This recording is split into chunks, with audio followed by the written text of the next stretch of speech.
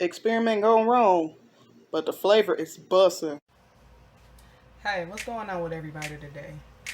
This is Cecilia's way of cooking, and I'm about to try to attempt for a first time ever to try to see if I can make some chicken birria tacos unauthentically because I don't have the peppers for them, nor do I feel like making a store trip.